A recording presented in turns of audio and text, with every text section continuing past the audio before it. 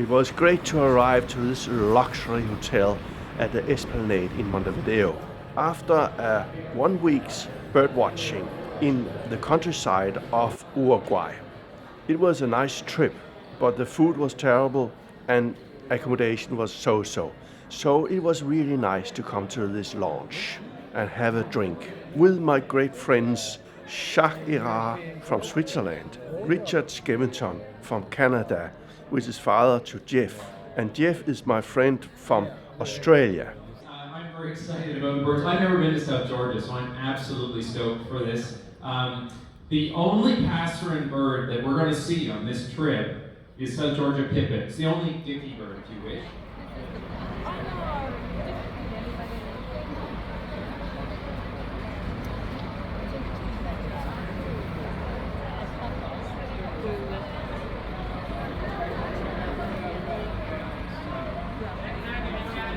To go on a ship like this, it's kind of expedition. It's very well organized. There's a lot of stuff getting on board, a lot of fuel. I can tell you 3 tanks of fuel was loaded on the ship. A lot of greenhouse emissions coming out. It's a bit funny for me to be on the trip like this because the people are very progressive and a bit woke and so on and like the environment. But we are doing a terrible harm. That's for sure. We shouldn't be here.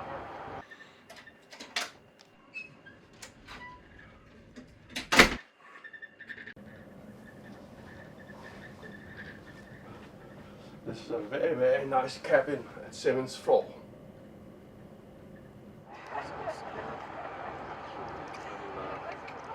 I never thought about going to Antarctica.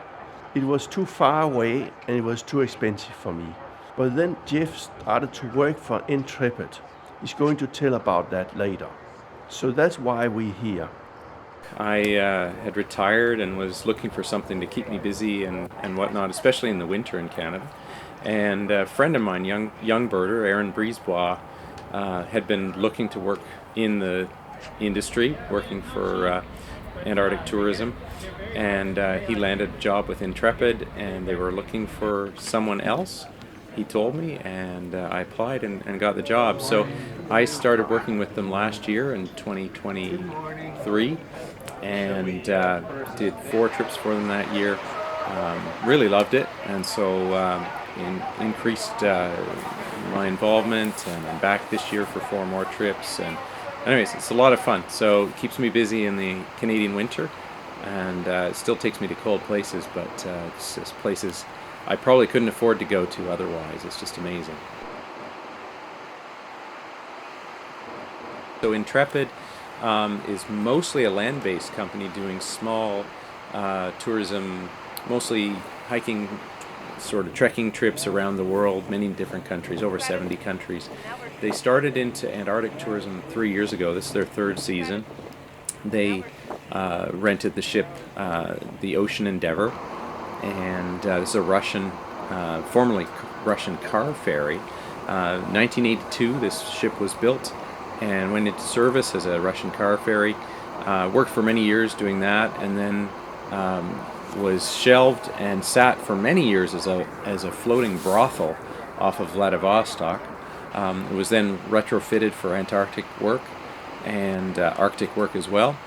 So in the summers, Adventure Canada rents the boat and uses it in the Canadian Arctic, and in the summers, Antarctic summers, we come down here and Intrepid uses it here down in Antarctica. The way this thing is operating is it has kind of a daily schedule.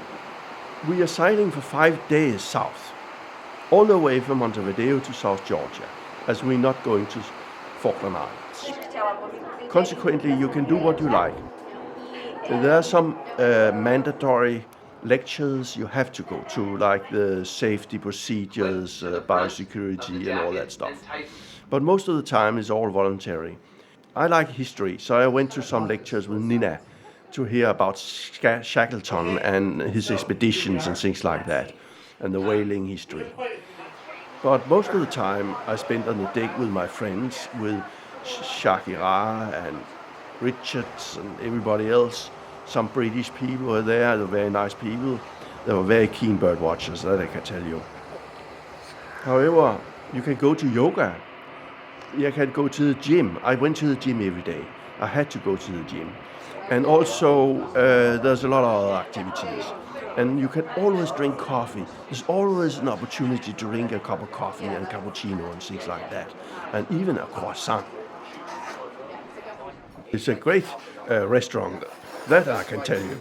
There's a lot of great food, have Western food, and you can have fruit and cheese and everything.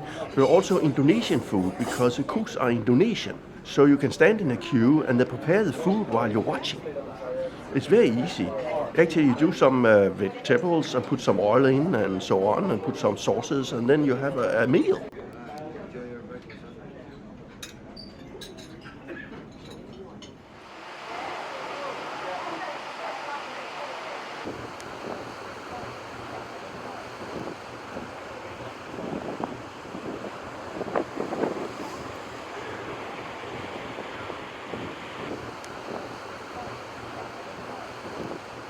Now I'm going to interview our birding expert, the e-bird expert also, Jeff Skevington. He's going to tell us about the seabirds on this 5 days long sailing from Montevideo to South Georgia. Yeah, this was really an unexpected thing. So we were initially going to go to the Falklands, which is sort of almost south of Montevideo. But because we were delayed by 2 days, we ended up changing plans and going southeast towards South Georgia Island. And it's a relatively uncharted part of the sea in terms of ships. Not too many cruise ships, anyways, or expedition ships go through that area. So it was a big question mark as to what we might see. And how many birds. Often when you go out into the deep seas, there's very, very few birds. This trip just got better and better. There were lots of birds the whole way. Every day, not every day, but every hour, you'd go in for a lecture and you'd come out and there'd be different species. And it was really amazing how it was changing throughout the entire trip. Very diverse. We had a lot of species that are rarely seen by birders, spectacled petrels and Kerguelen petrels and things like that. So it was really, really fantastic and a big surprise, sort of, what we saw. Lots of albatrosses, gray-headeds in good numbers. Black-browed, which is normally the common albatross in the sea, was outnumbered by other species. Lots of wandering, even Tristan albatross, sooties, and then we had sooty albatross at first, then we got into light-mantled as we got closer to South Georgia. They nest in South Georgia, sooties don't. So yeah, it was really fascinating to see the change almost hour by hour as we moved across the sea, and really big numbers of seabirds, often hundreds per day. There were always seabirds in sight, which is not my experience typically when you're out in the high seas. There's a lot of albatross to be confused about, especially the wandering albatross complex. I show some pictures on snowy and maybe Tristan albatross, which we suspect to be here, because in some stretch in one day or something, there are no wanderings around, only Tristans.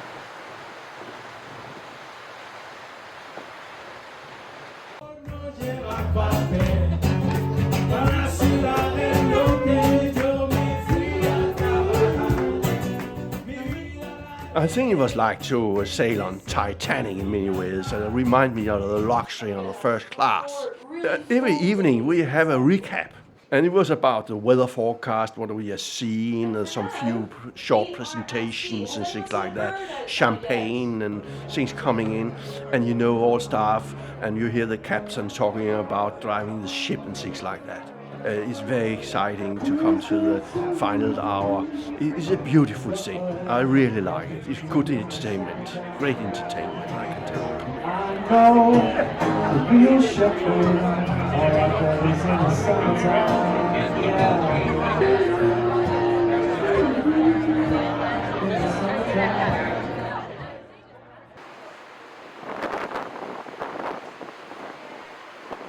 This evening is the 5th of November 2024.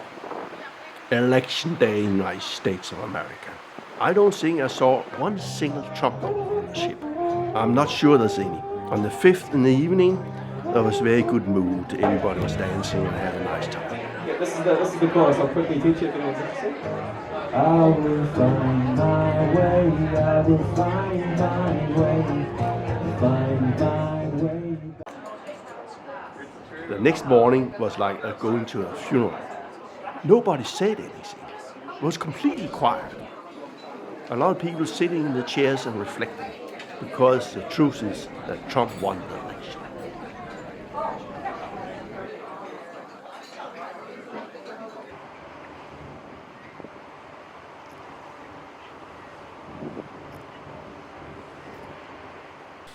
And so prions are really difficult to identify, and we struggled along the way, but we've taken lots and lots of pictures. So when we were close to Montevideo, we had our only slender-billed prion until we got south of South Georgia, where we started to see some again.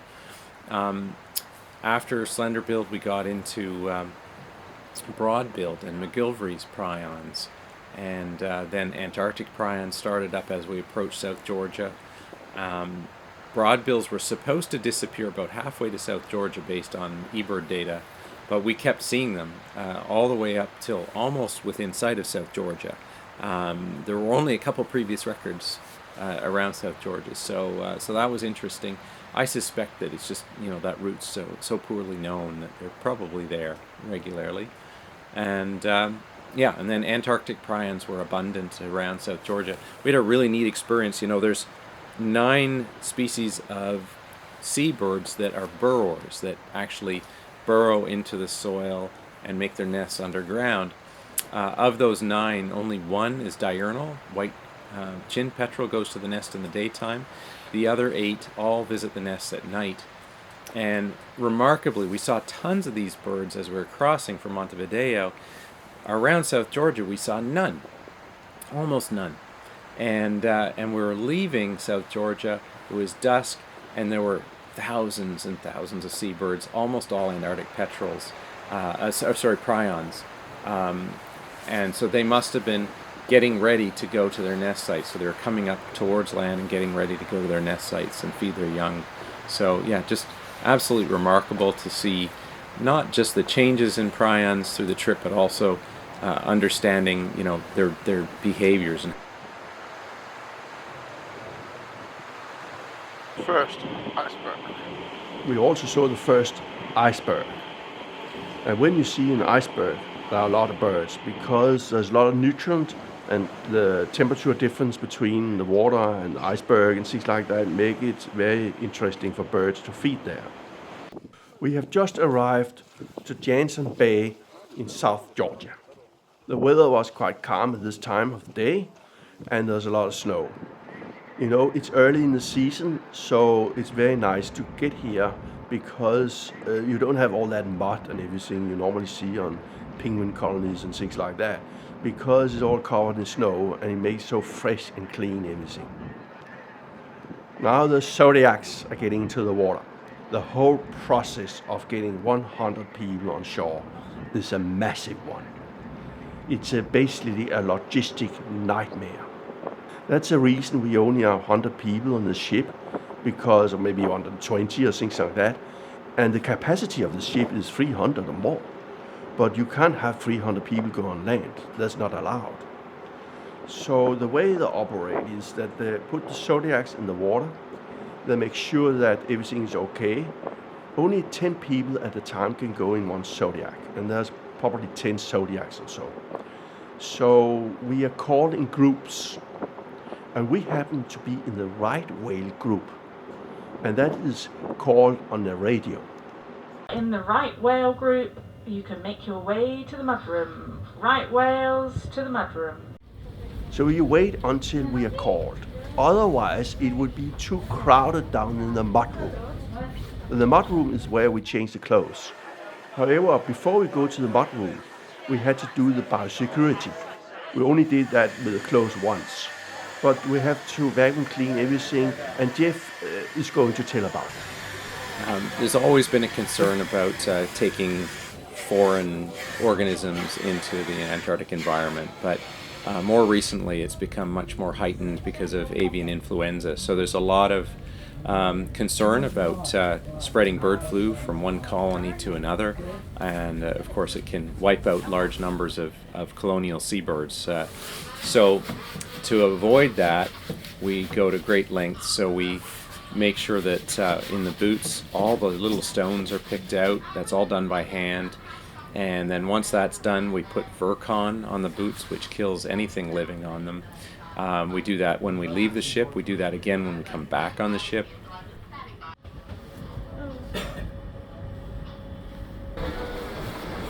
Okay, just watch over this rope here. Perfect. And you can move down to that side there. Just take a seat and slide down for me. It is. All right. You're gonna go right where I am. Perfect. This out. Little white headphones. 5 staff members go ahead and put up a small camp on shore. And you know, because the weather is so unpredictable, they basically prepare for camping. So it's emergency, we can camp there. That's why they bring all the stuff on shore every time we go on land. We don't put anything down on land, and if we do, so for example, some of the safety gear and stuff, that's all cleaned with Virkon as well when we get back on the ship. Guests aren't allowed to kneel, sit, or do anything like that. If you take a tripod, you have to clean the tripod legs in Virkon. And this is all to make sure that there's no organisms passed from one site to another, and that's viruses, bacteria, anything, right? There are introduced species that have gotten in, introduced plants and whatnot at some of the stations, but we're trying to make sure that we're not responsible for bringing anything else from site to site. You see a king penguin. It's a massive bird, basically. It's 1 meter tall. So if you have a dwarf, then you will have the same height. The thing is with kings, they occur on sub-Antarctic islands like South Georgia. Also before where I was there in 1998 with Heritage Expedition to Macquarie Island, they also had a huge king penguin colony. But here we only see a few, maybe 50 or 100. But they're scattered across the whole island of South Georgia, and some colonies are huge, very, very big.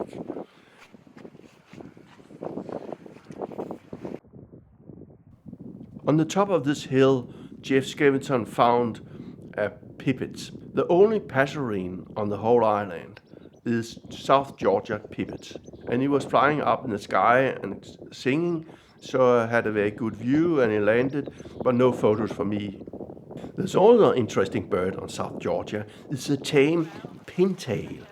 South Georgian pintail. It's like the yellow-billed pintail in South America, but it's more brown and more or less distinct in color. And it's very tame.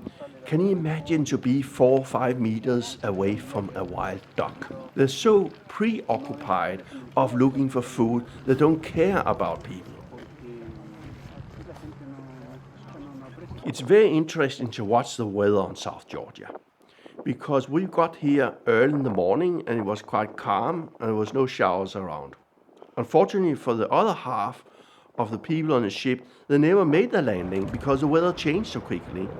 And we saw gale force winds with gusts up to 17 kilometers an hour coming towards. See the big cloud and the water is getting wild because of the gusts. And we had to rush back to the ship. We had to go very, very quick and get back in the Zodiacs before it's too late. Otherwise, we had to camp on the island, and we didn't want to do that, do we?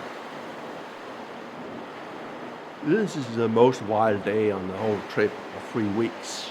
I've never seen so many wild weather situations like this we have today, with gale force winds like twisters and everything in the water. And because it was secluded water in the insular area, we don't have huge waves. We saw snow petrel first time really well, and following a ship while it was snowing. We might be blowed out this afternoon. weather that we have to have the best experience. So if you haven't felt the wind yet, please step outside. It is so powerful and important for us to appreciate.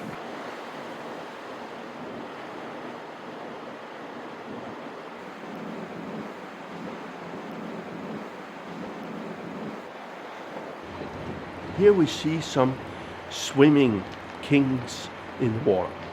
It's interesting to watch. We are approaching a huge colony in St. Andrews Bay, about 100,000 penguins. But they can venture very far out in the water to look for food. They actually could go for 300 kilometers for 1 week to find krill or fish and things like that. They had to feed the young. So they can also dive about 300 meters down, but we didn't see that. You have to have special cameras to watch it. Now we arrived to St. Andrews Bay. It was very impressive. It was clearing up. We could see the penguins there, but we couldn't do anything this afternoon because the weather was too bad, it was too wild. But Steffi did a very good move because she's decided, let's just anchor here and wait for the next morning. We might be lucky next morning to go there. And rightly so, next morning was dead calm and we could watch everything we wanted. One thing I can say that the staff doing everything they can to maximize our experience.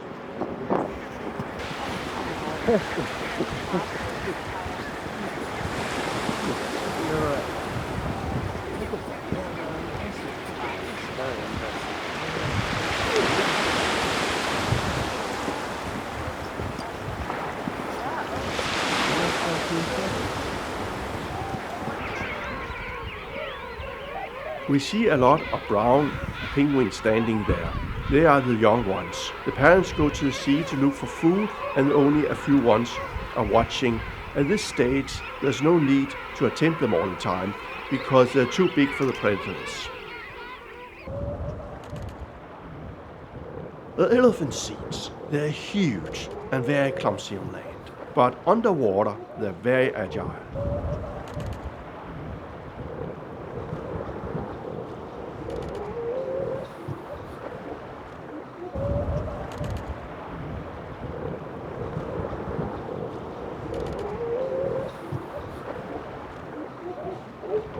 I was filming actually 2 elephant seals fight. Unfortunately, I stopped the filming without knowing it because I pressed the wrong button and therefore I missed it. It's terrible, but I have only this I can show you. Basically, to enter a colony like this is like to visit the wildebeest on Serengeti. It's just so amazing to see the numbers. And also the feeding frenzy and all the predators like the brown skuas, sheepbill, the scavenging bird, all the giant petrel eating all the carcasses, and all the dead animals around, and it's a huge feeding frenzy. And the activity is ongoing all the time. It's always something to watch. A penguin going to the water, a penguin coming out of the water, watching the elephant seals, all the small seals, the fur seals is displaying. The penguins are calling, walking about, sitting on eggs, doing everything. It's like to be on a wildlife movie like David Attenborough.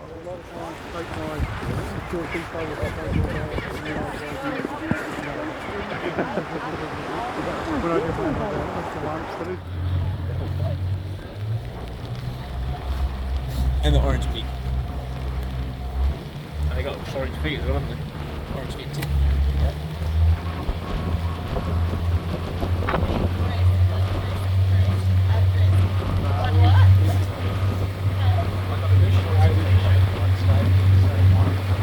Oh, photobomb!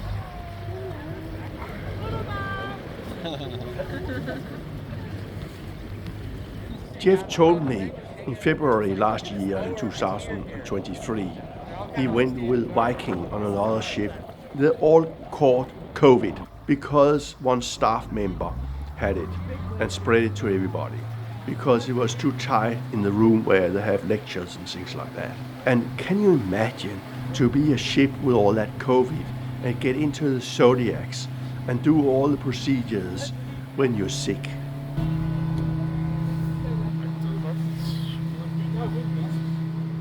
Today we have sunshine. South Georgia and sunshine. November is the best month for sunshine. On average, they record 174 hours of sunshine in November. And it was very, very nice to be in the Zodiacs and do all the filming, do all the landing in such good conditions.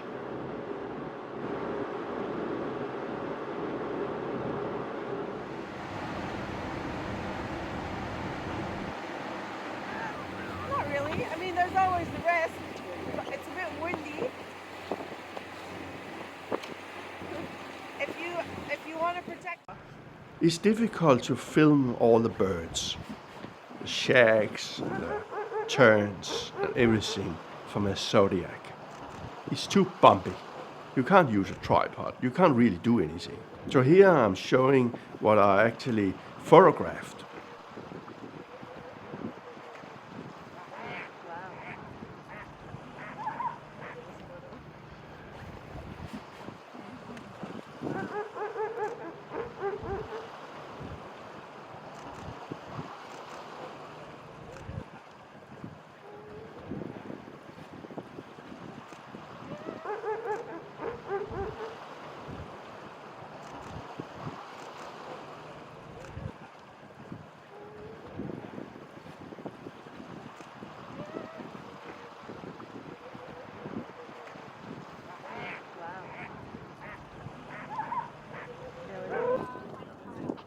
A pair of light-mantled albatross nested on the cliff above us.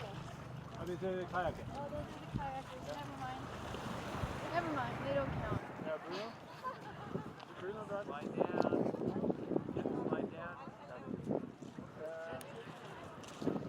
We had a chance to see some gento penguins, but they were quite far away. We were not allowed to get any closer to them.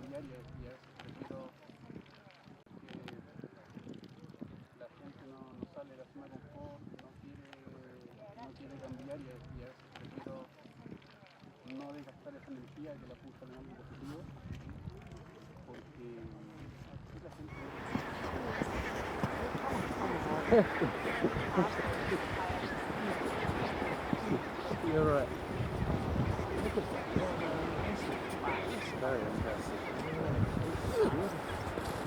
You can't go to Antarctica and South Georgia and the whole region without hearing about Ernst Shackleton, the guy who did an expedition in the beginning of the last century with a ship and got stuck in the ice, had to escape, see his ship sink, and, walk across with lifeboats, sail to Elephant Island, get to South Georgia, entering the whaling station, completely exhausted, wet, eating penguins for too long.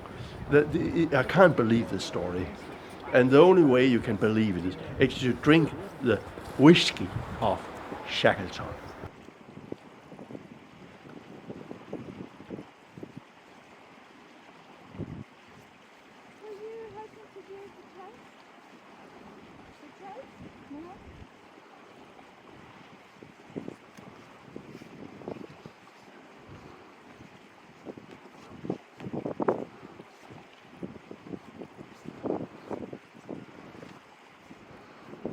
It's tough going to be a guide on Intrepid expedition to South Georgia.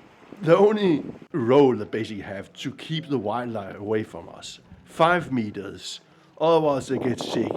So they try to chase away this elephant or whatever seal, maybe the sea lion, because the tourists have to pass up to the museum and back to the graveyard. That's why he's standing there, and everybody's confused. We have arrived to the main whaling station, Greviten. Greviten was established on 16th November 1904 by a Norwegian. It's a whaling station. 100,000 whales has been killed in the time of whaling here in South Georgia, over a period of about 60 years. It's too much extraction from natural resources. It's basically a very, very nice animal, the whales. And how can they kill that? And they go to church to be forgiven for their sins. It's too easy to be forgiven for all the sins because we're doing a repeat all the bad behavior after we have been to church. Now we have the fishery which is exploiting too much, and the seas around the world are depleted. Now we're killing sharks and everything, and we repeat and repeat the extraction, and thinking about that human being above nature is a sick concept, basically. Very sick. I hate it. Here in the post office, I posted off a letter to my sister, postcard, whatever, and it took 2 months to get there. I paid £2 for one stamp, but this whole thing is a tourist affair,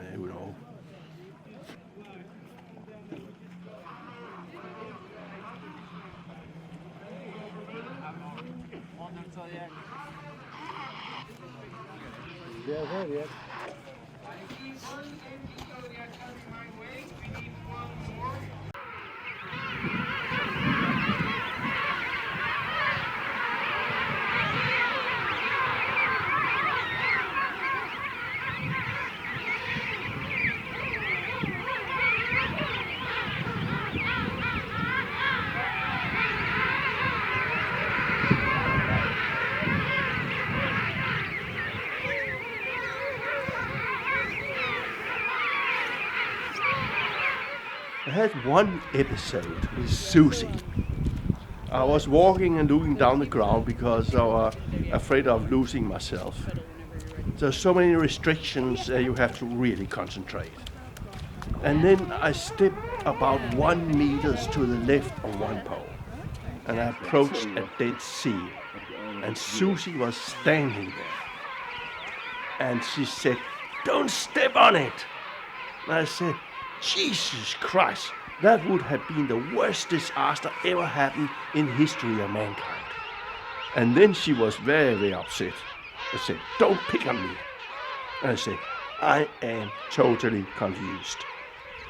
One thing I noticed, there was no smell.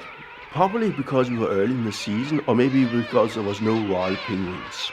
Because I remember in 1998 when I went with Heritage Expeditions to Macquarie Island, south of New Zealand, it was like a piggery farm. It was revolting. I hated to be there because of the smell. And this time, no smell. Maybe it's because of the royals. I think they're shit like hell. But you don't see them on this trip because they're closed off because of the bird flu. Unfortunately, a tourist like me have very short time in the colony. There's a lot of action going on, and you have very, very little time. Consequently, I'm going to miss a lot of stuff. I can't see everything because it's too little time. We have to go back to the ship. It's too bad. We got a small impression of what's going on. We saw a lot of action, but it's not like watching television. They have 2 days or maybe 2 months to film all this stuff. And we don't have that. So that's why the whole topic of my film is actually to explain about tourism and not the wildlife. All this biosecurity, it was really tough. I understand why we have it. I know that bird flu is very bad. I think actually humanity is going to have it one day, and there will be a total disaster. There will be the stock market crash of all stock market crashes, and we will have a depression. I was thinking about it. It is so difficult, everything. Maybe it's better we're not going there.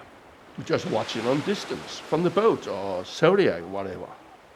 Because I find it so intrusive and burdensome to obey those rules all the time while you're watching wildlife and also want to do something.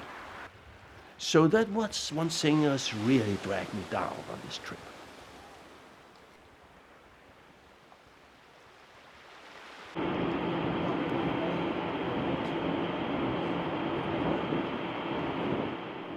I can't believe this weather. It was so beautiful to watch all the glaciers sailing there, see the penguin colonies on distance. It was an amazing trip. So why not celebrate the whole thing with a barbecue on the deck? I can't believe the logistic nightmare it would have been for the staff to get everything organized up there with all the chairs and all the food and the -5 degrees cold. And it was a bit cold to sit out there and enjoy the red wine.